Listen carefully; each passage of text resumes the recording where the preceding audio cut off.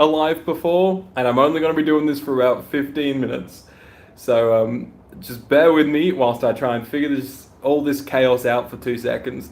But I thought, Connor's got this set up. Connor was going to be doing a live stream. So I figured, why not? Why not me do it? I don't know if you can hear me. Can you hear me? Is anyone even happy I'm here? Should I just go home? You can tell me to just go home if you like, because I don't even know what I'm doing. I don't even know how to view the live chat. Is there a live chat? Is that a thing? Live chat? There we go. Hello, can you hear me? Let me know if you can hear me. That would be fantastic.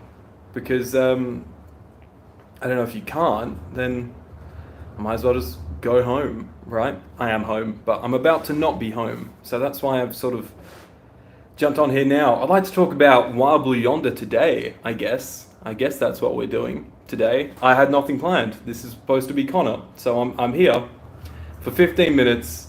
Wild Blue Yonder. That episode, that came out, not that long ago. 5 days ago, right? Wild Blue Yonder, I really liked it on broadcast, which wasn't really what I was expecting, because I don't know, after watching the Star Beast on broadcast and not really being into it, it was sort of I don't know what I was expecting, to be honest. But then watching it and being in love with it and sort of instantly being this is an instant classic. That got me going. How are we doing? I don't even know if this is working. Let's see. That's just my chins now. All right, it's working. We see you. Thanks, Robert. How are we? Welcome to the chat. I'm going to be doing this. Hold on. There we go. I'm going to be doing this for not long at all. But I just figured I'd jump in because, don't know where Connor's at. So I figured I'd just have a bit of fun here for 15 minutes and just scope it out because I want to do this a bit next year. So yeah, I'm just testing out the whole thing. We got a few homies in the chat now. How are we going? We're going to be talking about Wild Blue Yonder today for 10 minutes. Why did you get a notification if it hadn't started yet? Anyone know when it starts? Well, I'm here right now. Is that... Aiden, my arms look too long. Oh no. Oh, you got me, Dan. Yeah, my arms are too long. I'm the Wild Blue Yonder Aiden.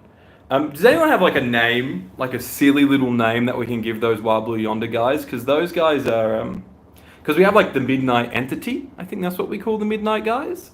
But I don't know what we should call the Wild Blue Yonder guys. Why don't you write that down in the comments? Because they need a name. The Wild Blue Yonders. Oh, the Knot Things. That's right. I have heard that floating around. The Knot Things. Yeah. But what would be a silly name? The Long Arm Things. I think they have called that themselves. Yeah, I think they did probably call them that. I'm such a fake fan. Why am I on here doing this? Dr. Donna Doppel. Thanks, Dan. That's a really creative name. Anyways, let's talk a little bit about Wild Blue Yonder. I went into it a little bit skeptical after not being in love with the Star Beast. And then, I went in, watched Wild Blue Yonder, and was really blown away by just I think the really strong direction, and I love Rachel Talalay's direction in the Star Beast, but Tom Kingsley just he was quite subtle with how he directed it, and then I think it was more of an episode about atmosphere, which really worked for me. I love those kind of episodes. I know Connor feels the same. The fact that it's sort of a midnight vibe. I didn't think that we would get an episode that's sort of a villain of the week kind of thing here. Or at least such an experimental episode within these 360 of specials. But here we are. I don't know if you guys sort of feel the same way as me, where I was sort of expecting a 3-part story, even though I know Russell did say a little bit ago not to expect a big 3-part story. I still sort of thought maybe in the same vein as Face the Raven, Hellbent, Heaven Sent, where the episodes do stand on their own feet, but there's a strong through line. Whereas this, I know we've had Beat the Meat refer to the boss and all that stuff about mind control and stuff. But yeah, they're very independent, which I don't know. I feel like it's a missed opportunity to maybe do a cool big 3-part 60th thing. But hey, all right, let's have a look in the chat, shall we? We got Docky Longlegs. That's a good one. We need like you guys remember Harambe? Remember when the Doc was like on all fours running? Can we have like Doc Bay? I don't know. Was that lame? Dog Sim says Tennant and Tate were great. David particularly did a really great job as the evil Doctor. Yeah, I agree. And I do think Tate was amazing, but I think Tennant even had that one step further up on Tate. Like, there was something evil, something like just almost missing in his brain. Like, I don't know how to describe it, but when you look at him, you see someone that's like, he's not right. He's got something going on. He's an evil boy. And then they gave him the teeth. What do we think of the teeth? I've heard some people saying that the teeth were a little bit unnecessary because the performances were spooky enough as it is, but I don't know, going into the third act, adding in those spooky boy teeth, I'm not against it. I like a bit of teeth action. Nothing wrong with a bit of teeth action. All right, what else we got going on in the chat? Here, Dan says, thoughts on David being bi now? Are we talking about David or the 14th Doctor? Well, yeah. Obviously, 14th Doctor, yeah. I'm on board with it. I feel like we're going to get that with Shooty anyways. So maybe it works a little bit as, when Michelle Gomez sort of eased in the whole idea of a female Doctor. Maybe this was sort of a version of doing that, making the 14th Doctor bi, I don't know, for audiences that perhaps weren't on board with it to start with. Maybe it is a way of easing them in. Then again, we did have 13 and Yaz, so I guess it's a continuation of that, really. I don't know that the Doctor really cares too much about gender in that kind of way. I think he just loves a bit of company, travel around the TARDIS travel around the universe. Because you don't want to be doing that alone. We know what happens when he does that alone. He bloody blows up Bowie Base 1 and all that stuff. Dog Sim says, the green screen stuff didn't bother me. Having watched since 1963, anything is an improvement. Not wrong. And look, I think for me, the green screen stuff, it bothered me a little. I think the opening scene, it's like one of the first moments of the episode where they show off crazy VFX and things like that. So yeah, the fact that they were sort of showing that off and it didn't quite work for me was a shame. But you know what's crazy is people have problems with like, the long arms and the crazy face CGI stuff. And because it does look like a Snapchat filter or a CamWow filter. That's a throwback to like 2010. Yeah, they have like Snapchat filters on, and I know that people had a problem with that. I think it's kind of funny. I think it's such a dark episode, Wild Blue Yonder, that it sort of had these moments of goofiness, the long jaw, and the sound when he's like, jaw! That sort of thing. It was like a moment of levity in such a grim, dark, gritty episode. So I was really happy about that. Yeah, I laughed at them, sure. But it wasn't like, sometimes, what's an episode like Fear Her, where you go along and you laugh because it's laughably bad. It's not like, I wasn't laughing at those moments in Wild Blue Yonder because they were that bad. I was just laughing at them because the concepts themselves are kind of funny. Does that make sense? I don't know. I can see why it would divide some people, though. All right, Robert says, the problem, in my honest opinion, is that the episodes don't really feel like 60th celebrations. They just feel like a brand new season, one of the very best seasons. But still, I got to agree with that. I think I said on the podcast that I would have loved if the 60th was, if these specials weren't the 60th specials, because it's just like a fun mini-series. Or even if these specials came out in like April or something, and then they had another special in November that was multi-Doctor. We've not seen the giggle yet. Maybe that'll be crazy multi-Doctor. I don't see that happening, just given the time frame and all that. Like I think it's 65 minutes, the giggle, and there's a lot to do. We got to set up a new villain. We got to say goodbye to Donna, say goodbye to 14, say hello again to Mel. And I'm sure there'll at least be like one other minor cameo. I'd be I'd be surprised if we didn't have like just a little Martha, like a small scene with Martha, or like a small scene with Ace. If there's not one of those sort of things, I'll be a bit miffed. I just want to be surprised by something, because the trailers have already shown us the toy maker. They've already shown us Shooty. They've already shown us David regenerating. I was talking to Crispy Pro the other day, and he was saying if Shooty's first line is, "Can someone tell me what the hell is going on here?" I'll be so mad, because yeah, like we've seen that line a billion times, and it will be iconic if it does become his first line because of that. But also, I want to be surprised. I think that's, if I want one thing from the giggle, it's to be surprised, because we know so much about it already. It's been pretty heavily promoted in the trailers. So yeah, let's check in with the chat again, see what else is going on here. Dan says, the doc developed same-sex attraction. Sure did. Robert says, I hope Mavity will stick as a long-term ongoing joke. I also want that, because otherwise, what was the point? You know, you got Isaac Newton, and it's a funny scene, but it is like, what's the point if you're not going to run with this joke? And Russ was always pretty good at like having ongoing jokes and little through lines that connected. Not even jokes all the time, just like consistency within his world. Like, it wasn't in in Aliens of London, Big Ben gets smashed, and is it in like Christmas Invasion or something? There's just a shot of it in the background, and it's got construction around it. He's really good at these small world building things, so I think Mavity will stick around, and I bloody hope that it does. All right, checking in with the chat again. Dan says, thoughts on David's face underneath his legs. First time I saw it, I almost laughed at how ridiculous it was, but on rewatch, I just love it even more. So good how wacky it was.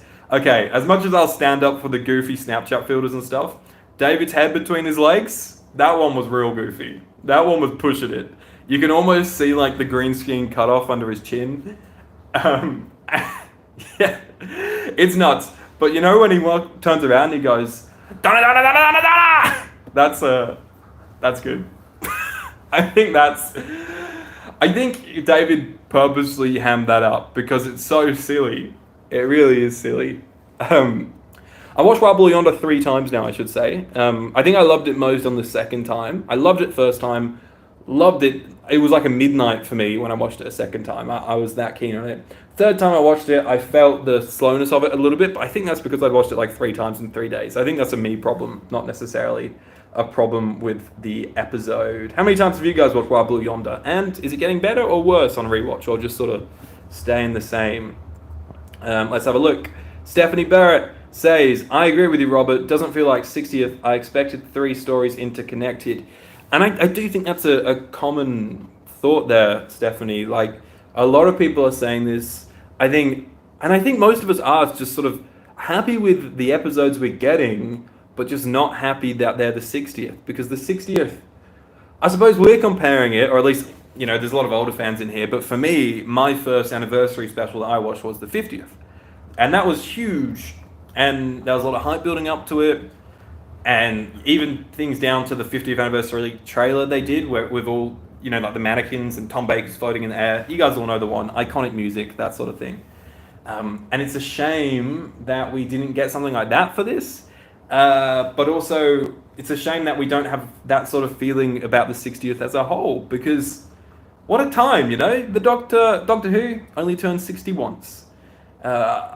Maybe Russell has some grand plans to sort of Avengers Endgame this into the future. So like maybe in 5 or 6 years, he's going to be building on like a 5-year plan or a 5-season plan or something that will eventually bring together all the new spin-offs and old characters.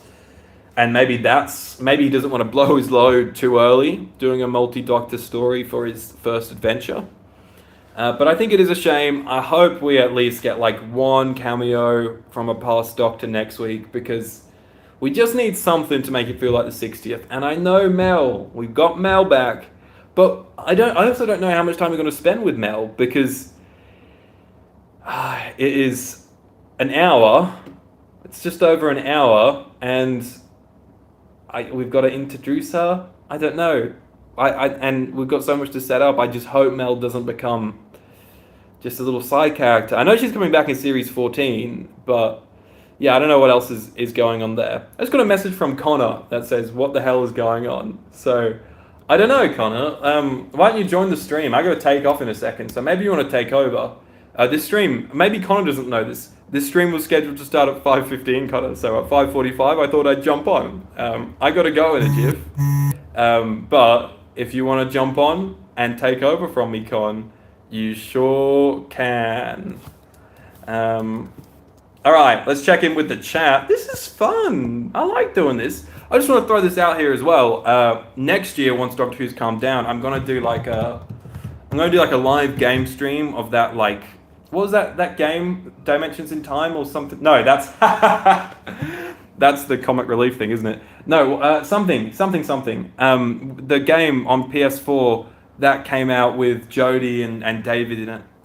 I'm going to play that and do like a playthrough of it. I feel like that would be a fun thing to stream if I can figure it out, because I've never done that kind of thing before. But if you guys want like a live playthrough thing, I'd be here for that if you guys are down. All right, Robert, what we got to say? I don't think we need multi-doctors for anniversary, but I think we need to dig deeper into the history of the show with these. That's true, like whether it's, maybe a brief return to Gallifrey or a villain. I mean, we got the villain in terms of the Toymaker. That's obviously the villain. But I suppose something about it not being the same actor, and obviously we couldn't have the same actor, but I think, as Doctor Who fans, I love seeing Ace return because it's Sophie Aldred, and I love seeing, I don't care if Peter Davison looks older and he comes back, because I just love Peter Davison. We're here for the cast that we love, and even if they're 30 years older and they can't come up with a batshit explanation as to why they look like that, I still think that's what I want. It doesn't have to be multi-doctor, but I guess just seeing old faces, that's what I want for a 60th anniversary. Like, bring back Martha. We've got Mel, I know that, but also Mel isn't exactly the most loved companion, is she? Doug says, have you seen the Reddit leak about the Giggle regeneration? I won't spoil it, but I'm on board. If this is the leak that came out a few months ago, then I briefly read it and it dived a little bit. It was going a little bit too far with the spoilers, so I stopped. But I do know what you're talking about with the regeneration leak. I'm not going to say it on here. I will reserve judgment until I've seen it, because from what I read about it, it's not my cup of tea. But it might turn out to be great in episode, and I don't want to go into it thinking it's bad, because then I'll just think it's bad when I watch it. So hopefully I can be pleasantly surprised when I watch the episode. Robert says, okay, so Robert's seen Wobbly Yonder 2 times and getting better every time he watches it. He's seen the Star Beast more times, but I like Yonder better. It's just Doctor Who. It so is, isn't it? It's just Doctor Who. And I do think, as much as Wobbly Yonder is the better episode, I do think it is slightly less rewatchable than the Star Beast. Like, I watched the Star Beast, I think 4 times in a few days.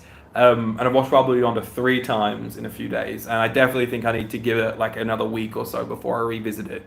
Just so I don't, burn myself out of Wobbly Yonder, because what an episode. Robert wants Susan back. I think the 60th anniversary is the best way to bring Susan back. I absolutely agree. We all thought she was going to be in Wobbly Yonder for a hot second there, and turns out she wasn't. But yeah, I think she's the obvious one, right? I know she came back in the 5 Doctors, but even that, it's like, is this meant to be within her time with the first Doctor, or is it meant to be after she left the Doctor? I don't know. I'd love to see Susan back and properly address her time that she's spent in, like, post Dalek Invasion of Earth, because it's her granddaughter, man. And I think Russell loves Susan, surely, because he loves everything Doctor Who. And he, drew reference to Susan in the Doctor's daughter. I think, surely we bring Susan back. It's the biggest missed opportunity in Doctor Who history that we have not had Susan come back yet. We need to bring Susan back. I don't know if Connor's going to jump on here soon. I just read a message from him then. He thought that the stream was meant to start at 6:15, but he'd accidentally set it to start at 5:15. But that's okay. Look, we're all making these mistakes. We're all bloody human. I'll just bully him about it, that's for sure. Doug says, I think what RTD was aiming for was 3 flavors of what makes Doctor Who great. The fun romp, scary base under siege, and balls out finale. I agree. I agree. I think I did say that on last week's pod as well. And I think even then, like, your standard base under siege being Wild Blue Yonder, I go even further and say, like, this is the experimental episode, because not so much in recent years, but Doctor Who in the past always did have sort of your... Experimental is a loose word, but episodes where you reduce the cast or put them in one set. Doctor Who's been good at doing that. Even Class did that in what was probably Class's best episode. So I think I can see what Russell was going for. Doesn't make it feel like a 60th special still, but like I said, I'm loving these specials so far. I just wish they weren't the 60th specials, you know what I'm saying? Alrighty, I've got to take off very soon, guys, but let's just see any last questions we got in here. Hi, Will. Hello. You did spell my name wrong. Oh, sorry, it's Adam, not Will. But hello, Adam. You spelled my name wrong, and that makes me sad. Yeah, okay, so Robert wants me to definitely do the game stream, because he won't play it, but he'd love to see bits of the game. Yeah, I don't know why I never played it. I think I was just busy when it came out, but I'd love to get around playing it, because, you know, I used to be a bit of a gamer, not so much anymore, but I have liked a lot of Doctor Who games in the past. I played most of that Weeping Angel phone game, which I thought was pretty creative, given the medium, you know? Mobile phone games, are they that fun? Not really, but I thought they had fun with that Weeping Angel game. It was fun, and I think I played one. Yeah, I did. I played one on the Wii, like Defending Earth or something like that, and I had a Wii remote, and I still have it, even though I don't have a Wii anymore. But I still have the Wii remote that is the 11th Doctor's Sonic, but it's a Wii remote, and it is probably one of my favorite things of Doctor Who that I own. You know, other than my signed Michelle Gomez steelbook from when we interviewed her on the podcast. Just kind of plug that here. But yeah, Aussie Whovians here. Jodie Whittaker is coming to Melbourne and Gold Coast, I think, in April. That's pretty cool. I don't think I'll be able to fly over for it because, you know, Australia's pretty heckin' big. But yeah, I would love if she comes to Perth. I know she spent a lot of time in Australia lately filming a show for Paramount Plus. But yeah, all right, I'm going to check in with Connor and see if he's going to jump on. Because if he does jump on, maybe we can do a cool little transition. But I do need to run off soon. I really do need to run off soon. Yeah, okay. Any last, I guess, questions about Wild Blue Yonder? Any last thoughts you want from me for it? Because it is actually an episode that there's not a crazy amount to talk about, because it is, you know, it doesn't massively push the plot forward. It just does everything really well. I've seen some people breaking down the themes in it. That we have that great story that David tells, or the 14th Doctor tells, about the TARDIS being a monolith. And how, you know, with time it'll, you know, where will it go? There'll be a city around it. I took that as like an allegory for fandom. But then I did see people breaking that down and diving deeper into, you know, that's what the Time Lords did to the Doctor. You know, they found this regenerative being, and they built their society around this person. You know, they made Time Lords out of him, and then the Time Lord Society has been washed away, and all that's left now is the Doctor. I think that's a really cool theory, and I think that's what Russell was going for, because then we have we then sort of have him address the Timeless Child stuff after that, right? So I love that Russell's running with this Timeless Child stuff. I don't think it needs to become a major plot point, but just referencing that it's happened and it's taken the Doctor to a dark and sad place, I think that's important and a really cool character bit. So good on Ross for sort of taking a plot that needed a bit more love than I think it got in its original era, and, you know, making a really emotional scene out of it. I think that's my favorite scene from the episode. I keep watching little fan edits of that scene with the Doctor and Donna, and it's got like emotional, you know, like pop music behind it, but sad pop music. And then it like cuts to David smashing on the walls. I think that's beautiful. I wish we had. I hope we get more of that. I miss Doctor Who being emotional and I'm glad that we have it again because it's fantastic. It's fantastic. Doug says, I love how Flux and the Timeless Child were addressed but not dwelt on. Yeah, I agree. It's like, we don't want to alienate too many new viewers with it, and we've done plenty of stuff with Flux. It had 6 episodes around it. Did we do plenty with the Timeless Child? Probably not, but do we need to? Also, probably not. I think Russell found that sweet little balance for it. Sweet little balance. Guys, if you just joined the stream, I've just jumped on here briefly. Connor was running late to the stream. I'm not sure if he's going to make it, so I just figured I'd jump on so we have a little bit of entertainment here, because there's a few people waiting, and I felt sorry for him. So I'm here. I'm actually in my pajama pants right now, because I'm about to run away to my girlfriend's house, actually. So yeah, I've got to run there in a jiff. The giggle, guys, all right, 2 minutes. You got me for 2 more minutes. Let's just spitball some things out here for the giggle. Write down below, one word, what do you want from the giggle? And I'll read them out. In one word for me, what do I want from the giggle? Like I said earlier, to be surprised. Surprised, I'll give myself 2 words, I'm the host here. And to be emotional, because I like it when Doctor Who's emotional. Robert says satisfaction. I agree. The worst thing would be if it's a 60-minute crazy speed fest of pacing that you can't get invested in, and then you don't feel bad for David's regeneration, because David's regeneration, the 10th Doctor, is iconic. It's so emotional, and you don't want them to have to make him regenerate again, and then for it to be like a worse version of what came before. If anything, this has a lot riding on it, because it needs to be a. Sorry, Adam wrote he wants Mavity. If anything, this needs to be more emotional than the 10th Doctor's regeneration, because we're always going to be comparing the two. It's like the Harry Potter reboot thing they're doing. Why do it? You're always going to be comparing it to the Harry Potter movies. Every aspect of it you're going to scrutinize. Do we want Valid Day Chem to play, guys, or do we want an original Murray score? Let's see. We also have from Stephanie here, well then I think he need to explain the cancelling out of past stories and canon. So much of it by the Timeless Child. Yeah, but Doctor Who contradicts itself a lot. And I'm not excusing the plot point of the Timeless Child at all, but it's like the more we try and explain stuff, the more we overcomplicate things, and it's like, if you are telling a boring story by explaining all this stuff, I don't necessarily think it's worth it. But I can see why people would want that. I can definitely see that. Robert says, I hope this regeneration won't be a callback to the 10th regeneration. I hope it's its own thing. I agree. And I also think we're going to see Shooty earlier than the regeneration. Maybe. Bold call.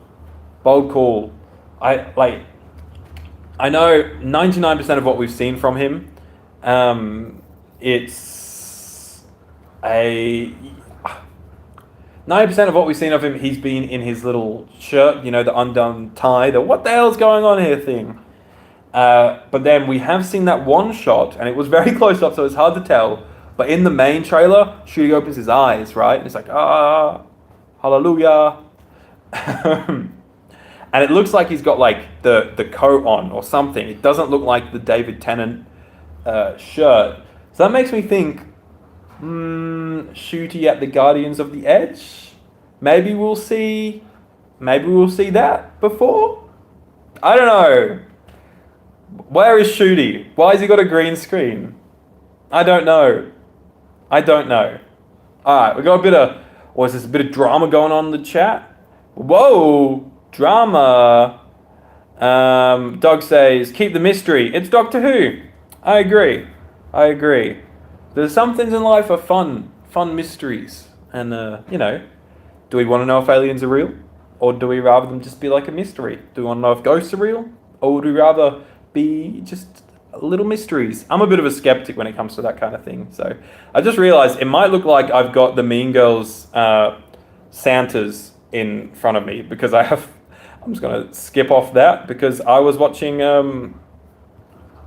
it's a Facebook photo, okay, and there's a picture of the Mean Girls on Facebook there. So Apologies, guys. Sorry about that one. Yeah, I know the timeless child contradicted a lot of history, but we've been there. We've spoken about this on End over the last 4 years. Dog says the clue is the background is fake in both David and Shooty's generation clips. So would give away revealing the time and location. Yeah. Are they in the same place? What are they doing to us? Imagine if imagine if Shooty never, that shot of him was hyped up for no reason. Imagine if he just does have clouds behind him and Russell was just chatting shit. Who knows? Alright, I've got to run, guys. I've been on here way longer than I was supposed to be. 30 minutes. Stick around. I don't know if Connor is coming on, I'll be honest. I got a few messages from him and then he disappeared, but he made a little mistake with the timing, but it's okay. Hope you guys enjoyed having me on here for a change. Probably a little rusty, although I've never done it before, so I don't know if you can be rusty without having done it. Maybe I was a bit amateur. I don't know. And it's just my phone set up and everything. It's if I do this again, I want to try have the big old pod mic working and stuff like that. But anyways, thanks for joining. Make sure you subscribe if you're not already subscribed. And peace and love. Love you all. 60th is going to be great. We've got one episode to go. Bring on the giggle. New podcast. What day is it? Wednesday? There'll be a new podcast out tomorrow, previewing the giggle. How good.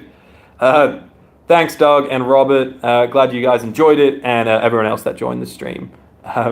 Cheers, guys. Adios.